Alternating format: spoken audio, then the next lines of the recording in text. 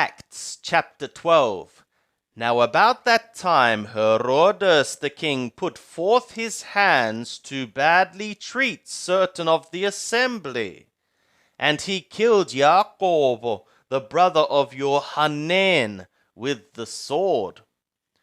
And when he saw that it pleased the Yehudim, he proceeded to seize Petro also. And those were the days of the unleavened breads. And when he had taken him, he put him in prison, and delivered him to 4 quaternions of soldiers to guard him, intending after the Passover to bring him forth to the people. Petro on the one hand therefore was being kept in the prison, but on the other hand prayer was being made earnestly of the assembly to the God for him.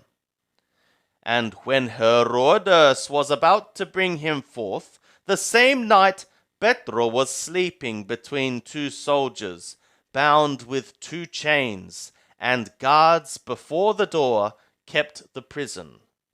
And behold, a messenger of Lord Yahweh stood by him, and the light shined in the cell, and he smote Petro on the side, and awoke him, saying, Rise up in swiftness.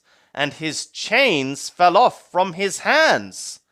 And the messenger said to him, Gird thyself, and bind on thy sandals. And he did so.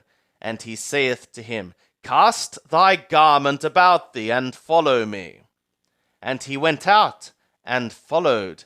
And he knew not that it was true which was done by the messenger, but thought he saw a vision. And when they were past the first and the second guard, they came to the iron gate that leadeth into the city, which opened to them of its own accord. And they went out, and passed on through one street, and immediately the messenger departed from him. And when Petro was come to himself, he said, Now I know of a truth, that Lord Yahweh hath sent forth his messenger, and delivered me out of the hand of Herodes, and from all the expectation of the people of the Yehudim. And when he had considered the thing, he came to the house of Maria, the mother of Johanan, the one being called Marco, where many were gathered together, and were praying. And when he knocked at the door of the gate, a maid came to answer, named Rhoda. And when she knew Petro's voice, she opened not the gate for joy, but ran in, and told that Petro stood before the gate. And they said to her, Thou art mad. But she confidently affirmed that it was even so. And they said, It is his messenger. But Petro continued knocking, and when they had opened, they saw him, and were amazed. But he, beckoning to them with the hand to be keeping silent, declared to them how the Lord had brought him forth out of the prison. And he said, Tell these things to Jacob and to the brothers. And he departed, and went to another place. But as it became day, there was no small stir among the soldiers, what was become of Petro. And when Herodes had sought for him, and found him not, he examined the guards, and commanded that they should be put to death. And he went down from Judea to Caesarea, and tarried there.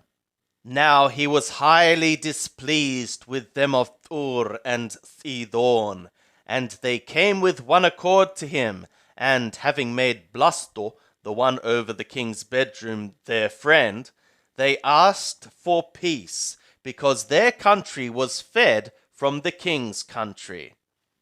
And upon a set day Herodes arrayed himself in royal apparel, and sat on the throne, and made an oration to them.